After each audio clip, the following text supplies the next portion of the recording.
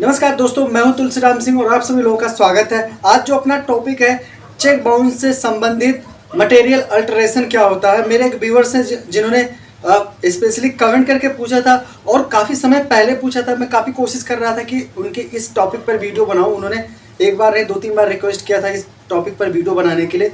मैं काफ़ी समय से आउट ऑफ स्टेशन था, इसलिए मैं वीडियो नहीं बना पा रहा था इस टॉपिक पर। बस दोस्तों, वो दिन आ गया है कि आज वो वीडियो बनाऊंगा, यानी चेक बाउंस से रिलेटेड जो मटेरियल अल्टरेशन होता है।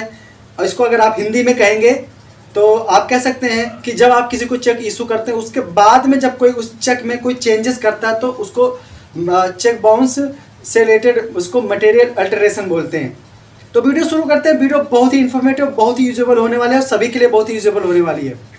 एक्चुअली मटेरियल अल्टरेशन है क्या, सबसे पहले तो ये समझ लेते हैं। देखिए, जब जैसे कि मैंने किसी को चेक दिया, अब उसको मुझे 500 रुपया देना था, ठीक है। तो मैंने 500 रुपया करके और उसको चेक दे दिया, उसका नाम लिख दिया, डेट डाल दिया कि इस डेट को आप चेक बुना लेना या कैश करवा लेना। वह व्यक्ति जाकर बाद में उस चेक में अगर कोई चेंजेस करता है, या 500 को 5000 कर दे, अगर 19 डेट लिखा है उसको 18 कर दे, महीना 9 लिखा है उसको 8 कर दे, तो अगर ऐसा कोई चेंजेस करता है उसको मटेरियल अल्टरेशन कहते हैं। अब सबसे पहले ये चीज़ तो आप जान के मटेरियल अल्टरेशन है क्या। जो चेक देते हैं हम, उस चेक में कोई भी जिस समय चेक दिया जाता है उस समय को छोड़ के उसके बाद में चेक लेने वाली पार्टी अगर उस चेक में कोई भी जो चेंजेस करती है उसको मटेरियल अल्टरेशन के नाम से जाना जाता है। एक चीज़ और बताऊंगा, इस वीडियो में हम सुप्रीम कोर्ट और कुछ हाई कोर्ट के जजमेंट के बारे में भी पढ़ेंगे, जिस पर मटेरियल अल्टरेशन से रिलेटेड कई सारे जजमेंट आए हुए हैं, तो उसके निष्कर्ष को भी समझेंगे। अब हम सबसे पहले जानते हैं कितने टाइप की मटेरियल अल्टरेशन किया जा सकता है, या जो पार्टी होती है वो कौन कौन सी बातों पे हमें ध्यान रखना चाहिए कि आगे हमारे साथ चेक के साथ में कोई मटेरियल अल्टरेशन ना हो, यानी कि कोई चेंजेस बाद में ना करे। अब चूंकि होता क्या है, अगर किसी को मैंने 500 रुपया का चेक दिया, उसने 5000 करके और चेक बुना लिया। अब बैंक चूंकि उसमें 5000 अमाउंट है तो कर लेगा। बैंक को विश्वास हो जाना चाहिए बस कि ये जो 5 अमाउंट है इसमें चेक में कोई छेड़छाड़ नहीं किया, क्योंकि बैंक भी अगर कुछ कट ऑफ इट आया, कोई चेक में चेंजेस देखती है तो वो चेक वापस कर देती है, उसको क्लियर नहीं करती है। अब ये जानते हैं कितने तरीके से कि मटेरियल अल्टरेशन हो सकता है। तो सबसे पहले जो है वो है अमाउंट, जो आप लोग को एग्जाम्पल में बता चुका हूँ। जैसे अमाउंट 500 रुपया है और किसी ने उसको 5000 करके और भुना लिया चेक, ये अमाउंट से संबंधित मटेरियल अल्टरेशन हो गया। उसके बाद में डेट से रिलेटेड है, जैसे कि मैंने आप लोगों को बताया 9वें महीने में चेक देना है, किसी ने 8 महीने में 8वां उसको 9 को 8 बना लिया, तो उसको भी मटेरियल अल्टरेशन के कैटेगरी में रखा जाएगा। टाइम, जो टाइम पेमेंट का जो टाइम होता है उसको चेंज कर देना, यह भी मटेरियल अल्टरेशन के तहत आता है। प्लेस चेंज कर देना, यानी जगह का, जहां पर पेमेंट करने का जगह है उसको चेंज कर देना। किसी नई पार्टी को ऐड कर लेना चेक में, जो चेक दिया जाता है किसी ने चेक जारी किया है उसमें एक और नई पार्टी को ऐड कर लेना, यह भी मटेरियल अल्टरेशन से रिलेटेड है। और चेक का कोई भी भाग अगर वो फटा हो, जिसको आप कह सकते हैं चेक के किसी भी भौतिक भाग का फटा होना, ये भी मटेरियल अल्टरेशन से रिलेटेड संबंधित अपराध है। और दोस्तों ये अपराध भी है।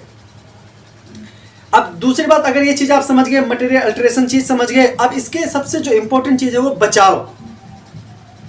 बचाव बहुत बड़ी चीज होती है, क्योंकि हर व्यक्ति चेक इशू करते हैं अगर आप, तो आपको ध्यान देनी चाहिए कि आप मटेरियल अल्टरेशन से बच कैसे सकते हैं, क्योंकि इसमें आपका लॉस भी हो सकता है। आपने 500 किसी को देना है, आप किसी ने 5000 आपके अकाउंट से निकाल लिया चेक में चेंजेस करके, आपको 9वें महीने में पेमेंट करना था, उसने 9 को 8 बना दिया, तो वहां पे भी आपका 1 महीना पहले हो सकता है चेक बाउंस हो जाए, आपके अगेंस्ट 138 का केस कर दे एनआई एक्ट का।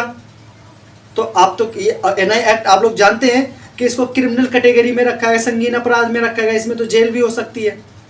कोई सिविल रिकवरी है तो बात अलग है, उसमें जेल नहीं होती, बट इसमें तो पक्का जेल हो जाएगी। तो आपका बहुत ज़्यादा लॉस हो सकता है, इसलिए बचाव जानना बहुत जरूरी है।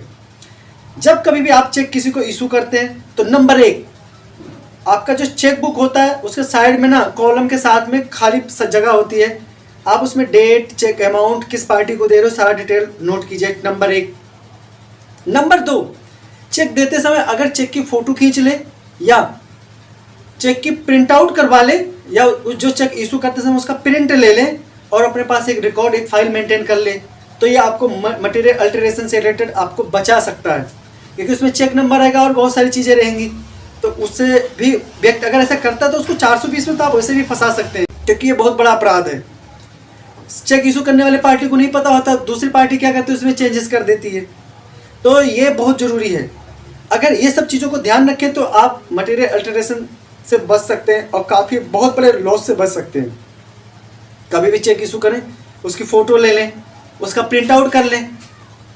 और ख़ासतौर पर जब होता है, ख़ासतौर पर जब कुछ लोग जहाँ पे होने के चांसेस ज़्यादा होते हैं, सिग्नेचर करके और चेक रख देते हैं, बाय द वे कभी गायब हो गया तो तुरंत फटाफट आपको, अगर आपको सूचित पता चलता है कि आपका चेक गायब हो गया ख़ासतौर पर, तो सबसे पहले आप उस चेक को क्या करेंगे, पहले पुलिस स्टेशन में एक FIR लिखाएंगे आप कि आपका चेक बुक गायब हो गया। उसके बाद में वो जो FIR की कॉपी होती है उसके साथ में एक एप्लीकेशन लिखेंगे और अपने बैंक ब्रांच को देंगे कि भाई ये जो भी चेक है इसको, सारे चेक को रद्द कर दिया जाए, पूरे सीरीज को ही रद्द करवा दीजिए। मटेरियल अल्टरेशन से, चेक के मिसयूज से आप बच सकते हैं। इसके बाद में बचाव तो आप समझ गए, ऐसे बहुत सारी बचाव हैं। और इसके बाद अगर हम कहते हैं कुछ जजमेंट की बात, जैसे कि मैंने वीडियो की शुरुआत में कहा था कि मैं कुछ ऐसे जजमेंट के बारे में भी आप लोगों को बताऊंगा जो मटेरियल जो अल्टरेशन होता है उसके बहुत बड़े एग्जांपल हैं। एक सुप्रीम कोर्ट का जजमेंट है बीरा एक्सपोर्ट वर्सेस टी कालावती 2002 का सुप्रीम कोर्ट का जजमेंट है, जिसमें मटेरियल अल्टरेशन से रिलेटेड, जिसमें कि डेट चेंज करने की जो बात होती है उसमें कही जाती है, माने सुप्रीम कोर्ट द्वारा कहा जाता है कि अगर किसी का डेट ख़त्म हो गया है तो पहली पार्टी से मिलकर उसका एक नया डेट ले लीजिए और क्या कहते हैं 6 महीने की वैलिडिटी और आपको मिल जाएगी। एक और है पिनक भारत एंड कंपनी बनाम श्री अनिल रामाराव नाइक एंड अदर्स, ये बॉम्बे हाई कोर्ट का जजमेंट है। ये जजमेंट मटेरियल अल्टरेशन को समझने के लिए बहुत बड़े एग्जाम्पल हैं और इन जजमेंट को पढ़ने के बाद आप और अच्छे से समझ सकते हैं। बाकी इसके अलावा भी अगर आपको कोई सवाल है तो आप मुझे कमेंट कर सकते हैं और मैं उनको, जिन मेरे सब्सक्राइबर ने मुझे मटेरियल अल्टरेशन से रिलेटेड वीडियो बनाने के लिए कहा था, मैं उनको बहुत बहुत धन्यवाद कहूँगा। और अगर आपके सवाल हैं तो प्लीज़ आप मुझे बताइए, उस पर मैं ज़रूर वीडियो बनाऊँगा। जय हिंद।